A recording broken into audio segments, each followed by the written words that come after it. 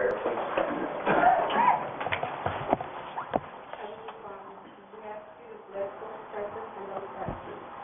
Keep us safe and blessed in your kindness. Together here today to do your will. Give us the wisdom to make the right decisions for the benefit of our workforce and our community. In the name of Jesus, we pray. Amen. Thank you, Ms. Heather.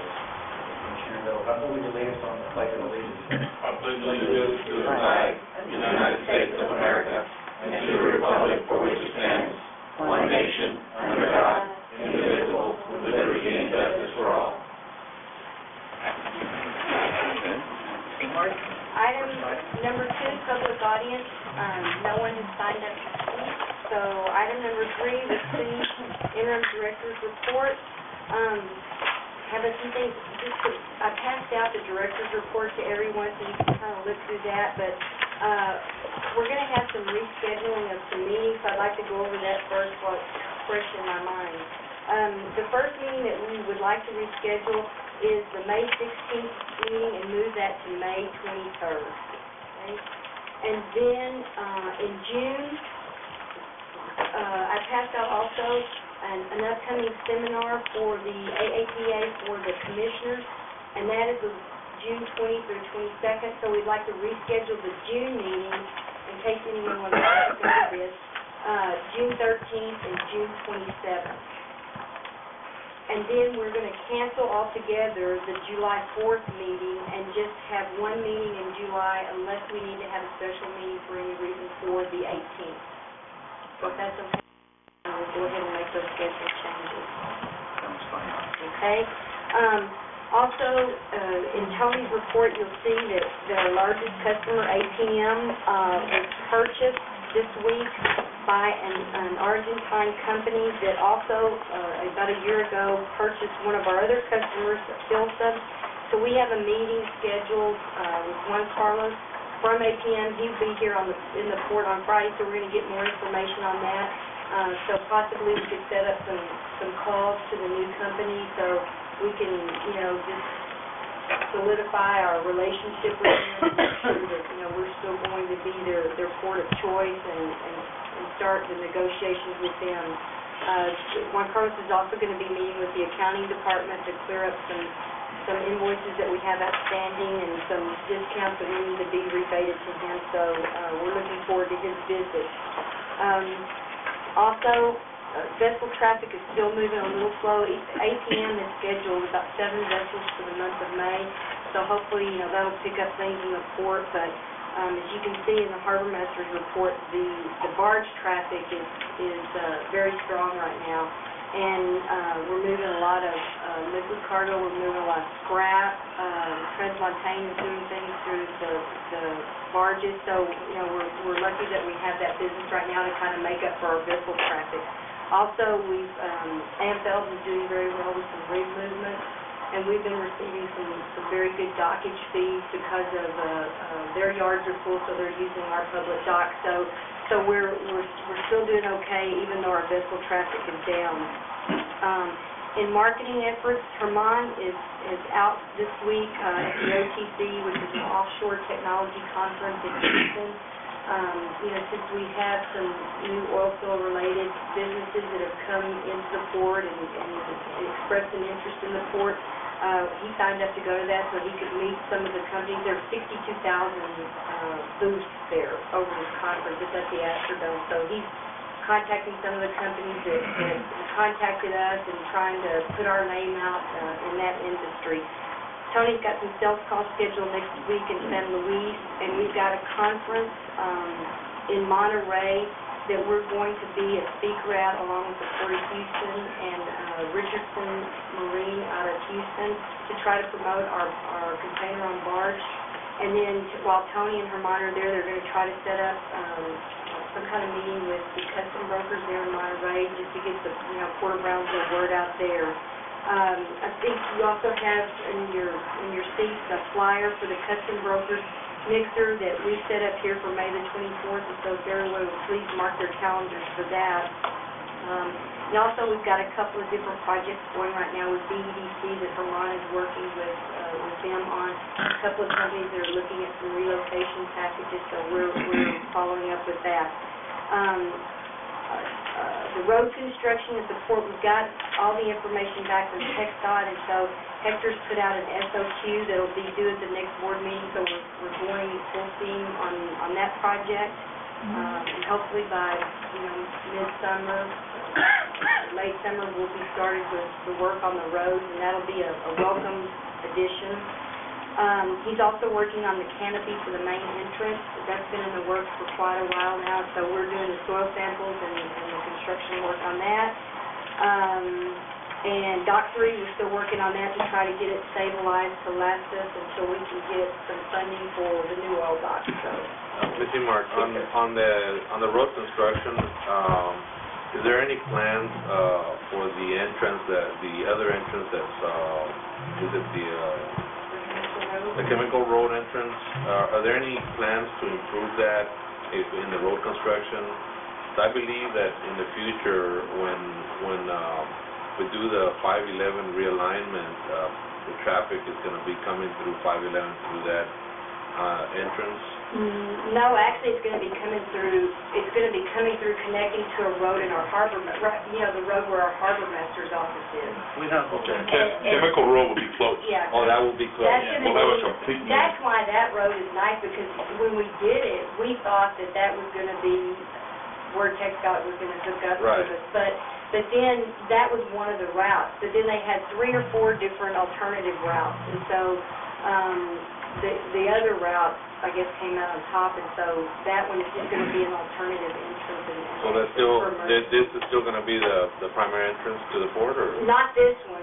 The primary truck entrance will be Windhouse Road, right in front of the harbor master's office. Oh, okay. But we will still maintain this for anybody else that's not coming down 511. But there's plans for improving that road? Yes. Okay. Yes, sir. That's all. This SOQ will be going out, and it'll be the engineering and the planning and the design. So, I mean, for the money that we have, we're going to try to do as much as we can. And with the money that we're collecting from the truck permits, we'll have maybe some additional money that we can do some additional work. But that will at least allow us to maintain on a. And will those be presented to the board, the plans, so we can look at and approve? On the next board meeting, the SOQs will come in, and then the engineer, Hector, will review them and present them to the board for your review.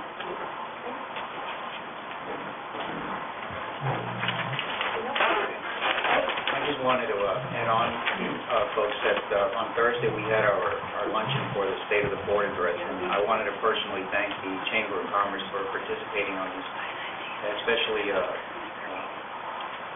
Angela Burton did an exceptional job with her and her staff, and wanted to also thank you and Vicki and Debbie Duke and the rest of the staff for working with me and trying to bring all these numbers and information that we put up together. Without your help, it wouldn't have been a success. And most importantly, the folks that were there, the folks from the city, the university, and the mayor's office. Thank you very much. Chairman, I'd like to congratulate you and all the staff that worked on that. After that meeting, we heard a lot of positive comments, a lot of good information. It was very educational for a lot of folks, and I heard a lot of positive comments. So Thank you. congratulations. Thank you very much.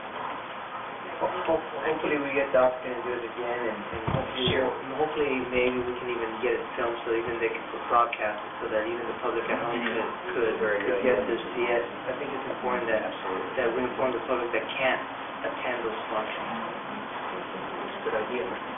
Thank you. Next item. Okay, item number 4, consider and act on the following consent agenda items. A, approval of the minutes of the regular board meeting of April 18, 2007, and minutes of special board meeting of April 24, 2007. B, approval to authorize payments over $25,000. 1, Transmontane Terminals LP lease rental rebate of $61,495.16. C, approval of following leases. 1, Deep South Texas Terminal LP an amendment. 2, 905 Logistics LLC amendment. 3, Bellglow Inc. amendment.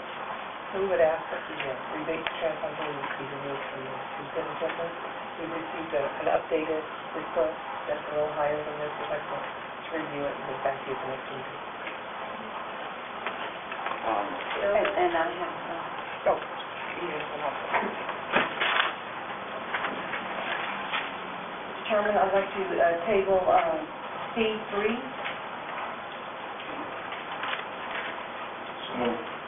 Second. Okay, we have a motion on the table to adopt item number 4, excluding Transmontane and Bell Globe Incorporated. All those in favor? Aye. Opposed? Motion carried. Item number 5, consider an action to adopt the board policy document. At the last meeting, we had a workshop, and then we made some corrections to the proposed document. They've both been recirculated, and we're now ready to do consideration for adoption of this policy. Is this the final, with the final version with the proposed changes that we Yes, discussed at the last? The corrected changes will have May 2nd at the bottom of the adoption date, so you can cover it between the April 18th version.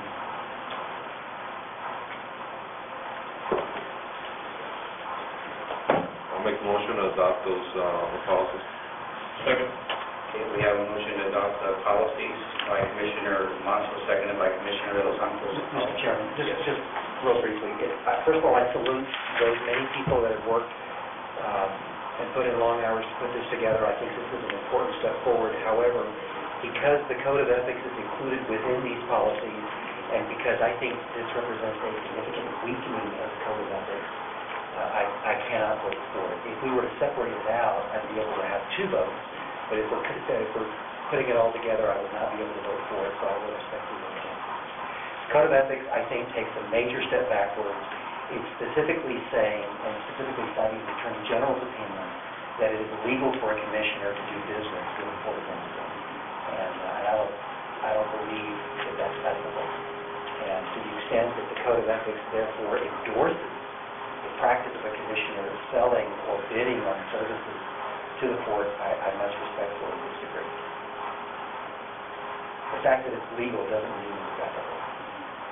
Slavery was at one time legal, but it was never ethical. It was also legal for women not to vote, but it was not ethical.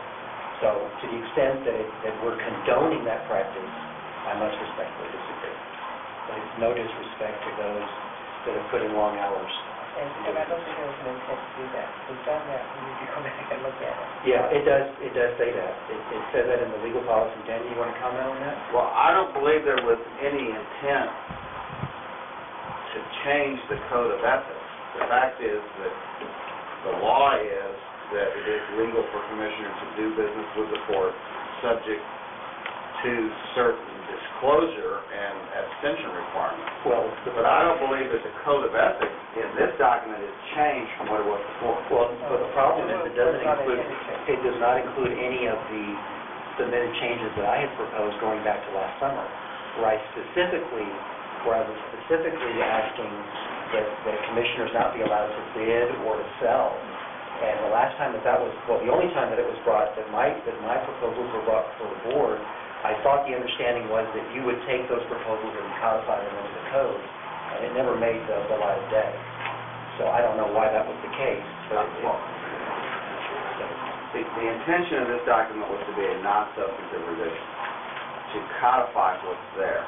well, I can tell you this because I was intimately involved in the first and only Code of Ethics that we passed in 2005, that nowhere in that code did it state that it was legal for a commissioner to do business with the district. I can certainly say that. Well, I guess then the question is,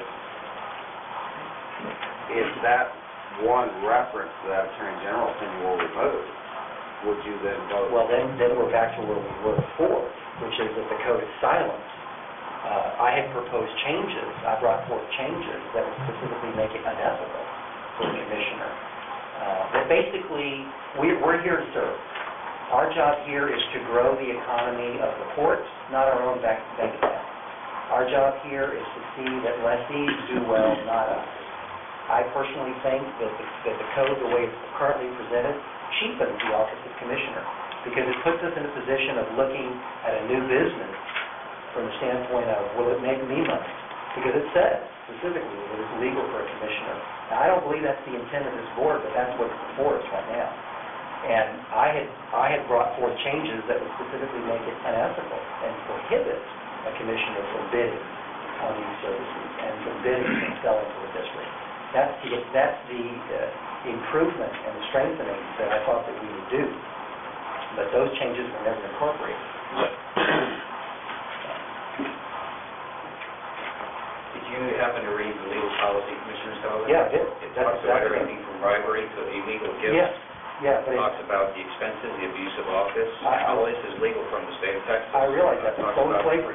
Nepotism, talks about definition of public official. As a lawyer, I'm well aware of that. Excuse me, sir, but we are abiding by state law. Absolutely, Okay. but we're not going higher than that. No. That's what a code of ethics is for, otherwise why have a code? We're doing simply everything that's legal. Code of ethics goes higher than what's legal. I just can't vote for it. Okay, we have a motion on the table to adopt the policies by Commissioner Mansell, seconded by Commissioner De Los Santos. All those in favor? Aye. Opposed? Motion carries. Item number 6, consider an action to amend leasing policies to add throughput charges. Mr. Chairman, Commissioners, the staff is requesting to amend our leasing policies to add throughput charges for any lessee that's moving products via pipeline. And I'll read it as follows, what we'd like to add to the leasing policy. That the lessee shall pay district on a weekly basis .65 cents per barrel for any product entering the leased premises via pipeline and leaving the premises by pipeline, truck, or rail car, except for any product leaving the premises by pipeline for delivery to the public dock for shipment via ship or barge. The rate will be reduced to an incentive rate of 4 cents per product over 4 million barrels in any 12-month period. Tonnage used to qualify in an incentive rate will not be eligible for a lease rental rebate. The prevailing rate of 6.5 cents is reduced a rate to 4 cents will be adjusted annually to reflect changes in the United States Department of Labor Consumer Price Index South Urban Area. And I'm asking the board to add that language to our leasing policy. So moved. Second. Okay, we have a motion on the table to adopt that. All those in favor? Aye. Opposed? Motion carries. I'd just let you know that that's what we're currently doing. We're just adding it to the policy to make it, part of our official policy. Thank you. Next item. Item number 7, consider an action on assignments, negotiations, easements, subleases, and contracts in general. Item 1, Lassane Enterprises, Inc., authority to negotiate. Lassane Enterprises lease under contract 2325 is due to expire, or it has expired April 30th, and they're requesting a new lease. I'm asking the board to give me authority to negotiate a new lease. So moved. Second. All those in favor? Aye. Opposed? Motion carries. Item number 2, Unix Shell Chemical Solutions, LLC, Deep South Texas Terminal, LP, authority to negotiate. Deep South Tex, which is located right in this area, is selling their improvements to Deep South Tex Terminal, and is asking to be released of their lease subject to our amending Deep South Texas lease to add that land. So I'm asking the board to give me authority to prepare a release of lease and an amendment to Deep South Tex. So moved. Second. Okay. All those in favor? Aye. Opposed? Carried. Item number 3, Deep South Tex Terminal, LP, authority to negotiate. Deep South Tex Terminal is also requesting to lease additional land north of the new highway, approximately another 43 acres, more or less. And I'm asking the board to give me authority to negotiate an amendment to add this additional land. So moved. Second. All those in favor? Aye. Opposed? Motion carries. Item number 4, Jesus Alonso Hernandez Barrera, authority to negotiate. Mr. Hernandez is requesting approximately 1 acre off of Old 48 for truck parking. I'm asking the board to give me authority to negotiate. So moved. Second. All those in favor? Aye. Opposed? Motion carries. Item number 5, George Carlos Gavito, authority to negotiate. Yes, Mr. Gavito, who had the lease, we had issued a grazing lease for 104.62 acres, is asking to take out 2 of those acres, and he'd like to grow some palm trees there on those 2 acres. So we make a brand new contract, and we reduce those 2 acres from the grazing lease. So I'm asking the board to give me authority to negotiate that. Second. All those in favor? Opposed? Motion carries. Item number 6, Luba Corporation, authority to negotiate. Request to table this item. Second. All those in favor? Opposed? Motion carries. Item number 7, X-Tech Investment, Inc., authority to negotiate.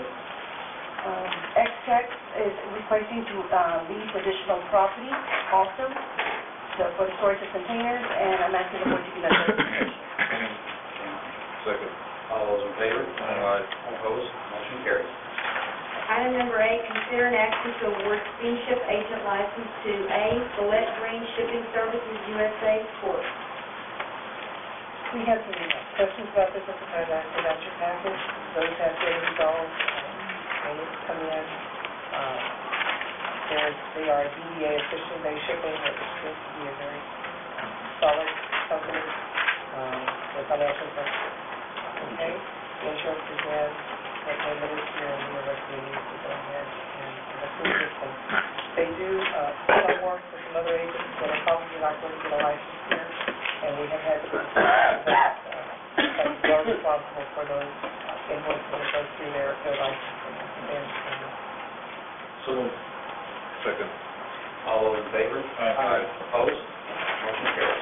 Item number 9, considering action to authorize the staff to advertise for bids and/or proposals for emergency recovery services. As we are preparing for a hurricane season, one of the things that we would like to get negotiated in advance are those recovery services that we need. Debris removal, equipment has some road repairs, those things that we might not be able to locate locally. We need to have our contract negotiated day in place before an emergency in order to receive our reimbursement. So as we get those ready, we make observations on the advertising, and then ask you to do that. Do we do this on an annual basis, or This is the first time we'll actually be trying the first time? We're getting some help getting these packets together, but yes, we will be doing some. So moved. Second. Okay, just one question, Duke, Yes. on the records for recovery services. What is done in case of emergency when we do have a storm coming about? Do you folks keep the records here, or? The files can leave with me. It's loaded down into a laptop and some hard drives, and they actually go with me when I go. We are in the process of moving all of our minutes onto electronic format. That will be leaving with us. But yes, we're moving more and more of our contracts and those things onto electronic format that we can pick up and use. Thank you. All those in favor? Opposed? Motion carries. Item number 10, adjourn to executive session. Okay, it's now 6 o'clock. We adjourn into executive session. Thank you.